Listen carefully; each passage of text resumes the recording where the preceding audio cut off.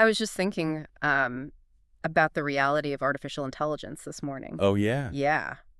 We are living in the year 2026. It's no longer about, those flashy chatbots. Right. Totally. We are way past those cool parlor tricks. Today, AI is about measurable, actual work.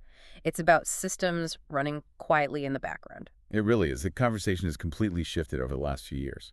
Welcome to the deep dive. Our mission today is unpacking a really fascinating new guide. We're exploring 5 specific AI workflow automations. Businesses are desperately seeking these exact solutions right now. They just want to know how to actually implement them. And the goal here is definitely not about replacing humans. I think that's a massive misconception. Yeah, for sure. It's entirely about saving time and reducing manual busy work. Yeah. You want your human team doing high-level thinking. You don't want them copy and pasting data all day. Exactly. So we're going to explore how a modern business operates. We will watch how data flows from the very first customer interaction, and then we'll follow that thread deep into the company's back office. It's a great journey because you really cannot run a business without generating new leads. Right. But let's be honest about that process. It's awful. Sorting through a massive pile of leads is completely exhausting. Sales teams waste countless hours doing this. Oh, absolutely. They sit there checking every single new lead by hand.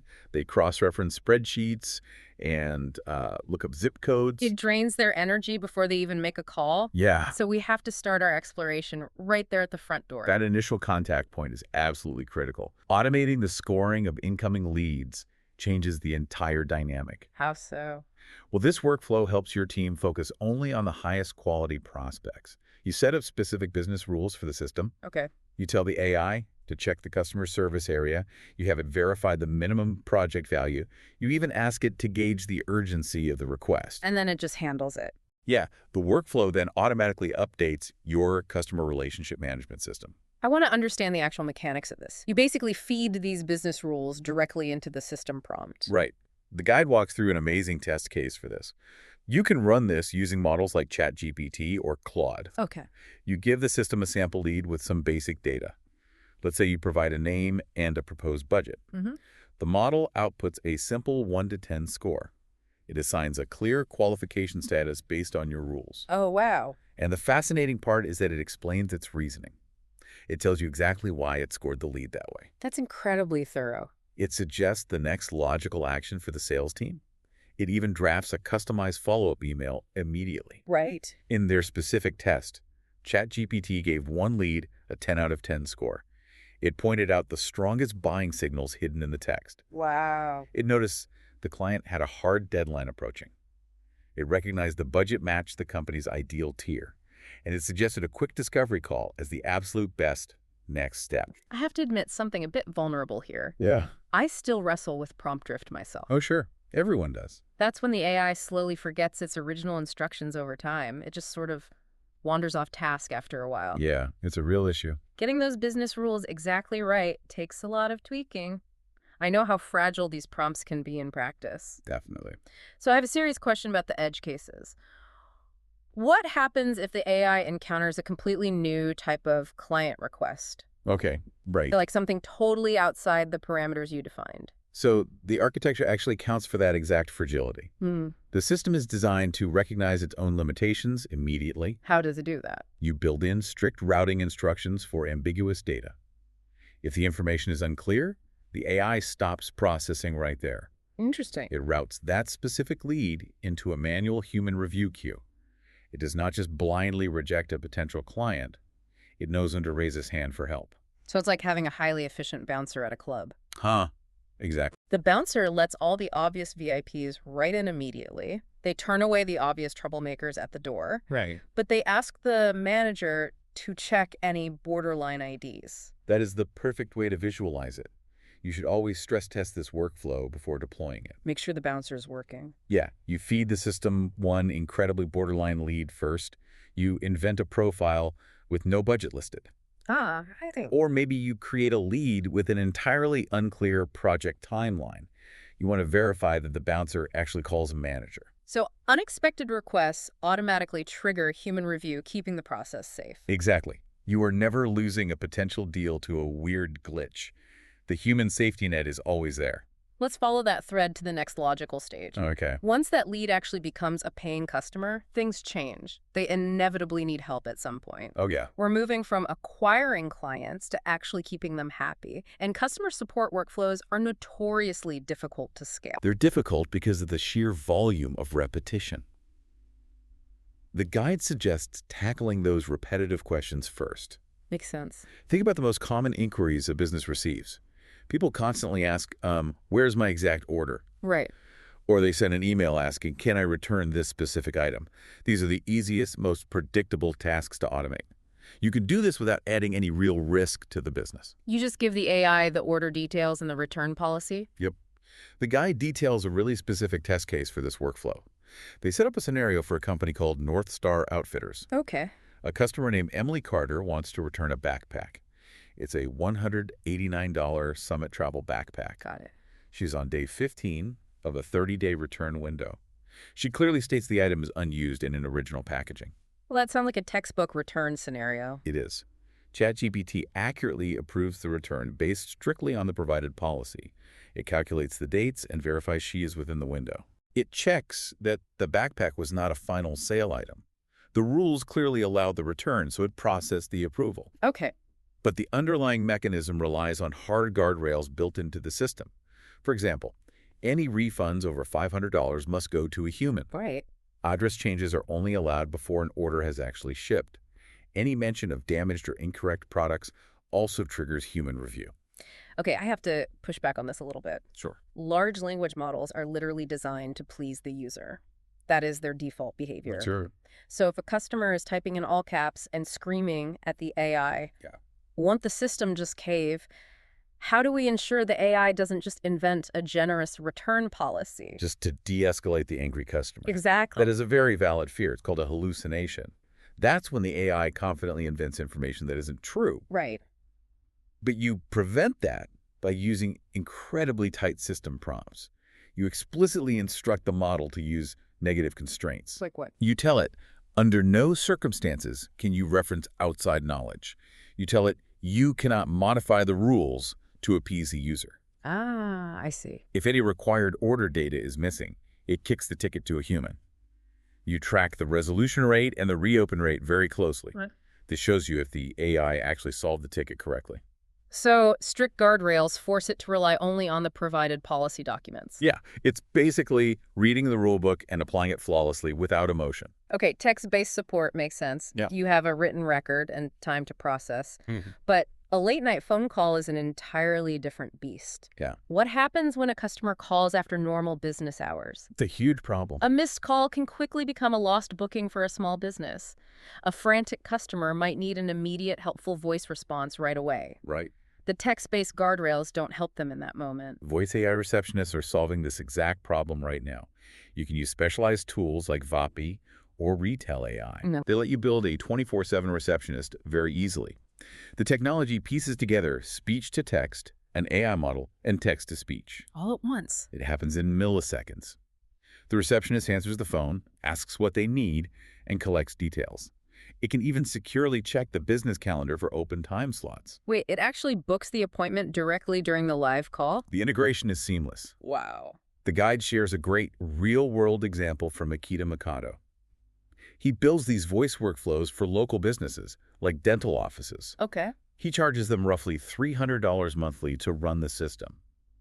This totally eliminates lost revenue from all those missed phone calls. That's a great return on investment. You shared a video demo showing the calendar updating live during the conversation. That is fascinating. But surely it cannot handle true human unpredictability. Well, you handle unpredictability by designing the system to fail gracefully. Meaning what? If the customer's request is urgent or overly complex, the system pivots. It politely explains it needs to route them to a real person. Ah, okay. But for standard bookings, it is remarkably robust. The best way to test these systems is by acting a bit chaotic.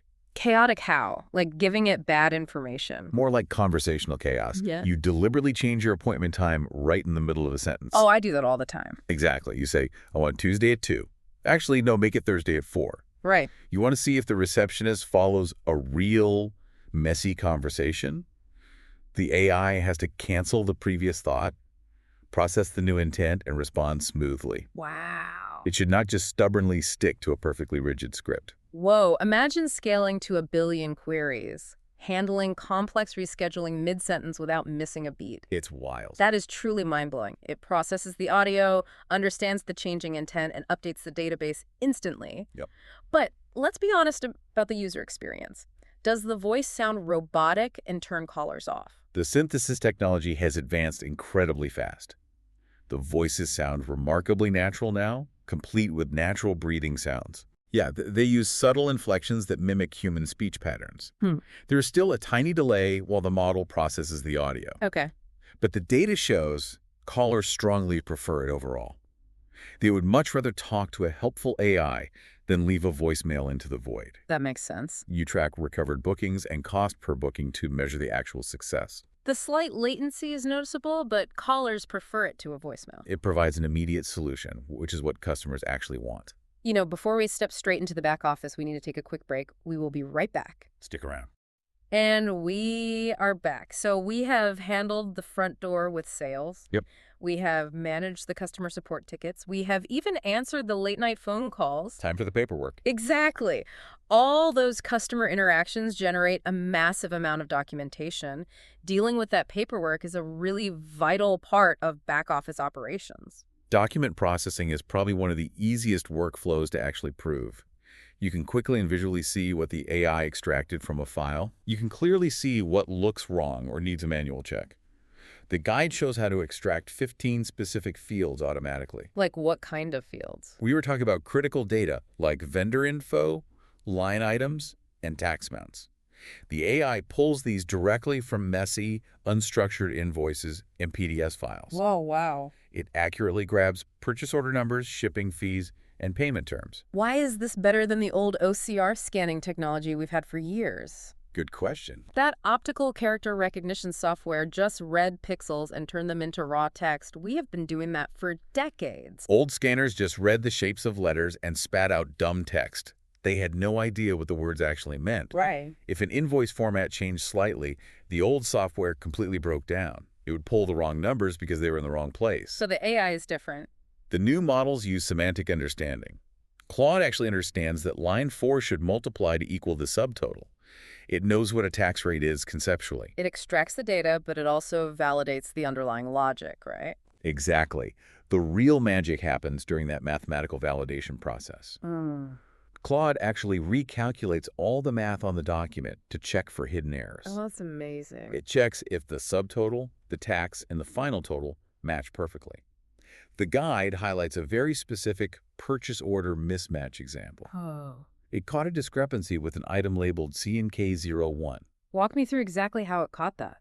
The vendor's invoice said they shipped a quantity of 7 for the item, but the corresponding internal purchase order only authorized a quantity of 6. A tired human accountant on a Friday afternoon might easily miss that one digit. Claude caught it instantly. Wow. Because of that exact mismatch, Claude immediately marked it for human review.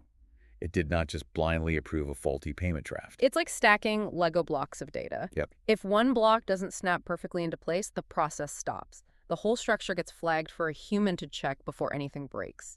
Exactly. You can track field accuracy over time to monitor the system. You also track the percentage of payment drafts needing absolutely no manual corrections.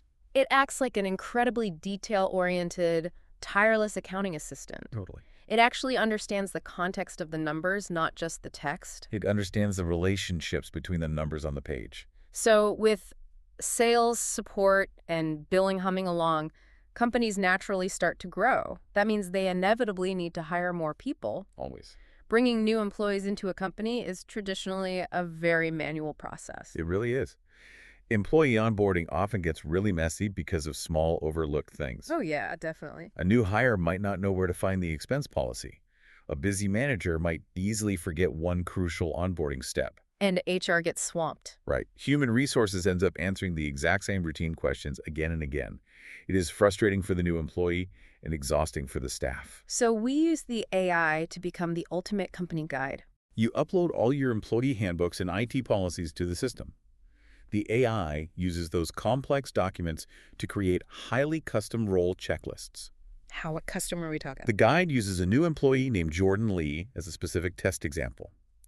Jordan is a remote customer success manager starting September 7th, 2026. Okay. You ask Claude to build comprehensive day 1 and week 1 plans for Jordan. It lists all the required training modules that apply specifically to that role. Nice. It details the software licenses that should be prepared before day 1. But surely it shouldn't handle absolutely everything. Giving an AI the power to provision corporate accounts sounds terrifying. You are absolutely right to be cautious there. It explicitly leaves actual account creation to the human managers. Okay, good. Sensitive access approvals always stay completely off limits for the AI. Claude can prepare the access request form and explain the next required step. Right. It can tell the manager exactly what permissions Jordan needs. But it should not ever approve system access by itself. That requires human authorization. That makes perfect sense from a security standpoint. But I worry about the emotional impact of this approach. Yeah. Automating onboarding could make a new hire feel totally disconnected from the team. They might feel like just another cog in a cold corporate machine. How do we balance this efficiency with a warm human welcome? That is the beautiful paradox of this kind of automation. By automating the busy work, managers actually get more free time. They can use that time to welcome the person properly. They can take them to lunch or have a meaningful conversation. The AI is just dealing with the boring compliance forms and reading lists. The AI handles the boring paperwork so managers focus on the relationship. Exactly. Before we wrap up this section, the guide suggests a very clever testing tip. Okay. You should ask the onboarding AI an intentionally unanswerable question. You ask it something weird about company policy that doesn't actually exist. Like asking if you can bring a pet iguana into the office. Exactly like that. You want to ensure the AI admits it does not actually know the answer. Oh, right. It should never just make up a fake company policy to sound helpful. It needs to say, I cannot find that in the handbook. Please ask HR. That brings us to the broader implications of everything we've discussed today. We have covered a lot of ground, from front door sales to back office hiring. That brings us to the big idea of this entire deep dive.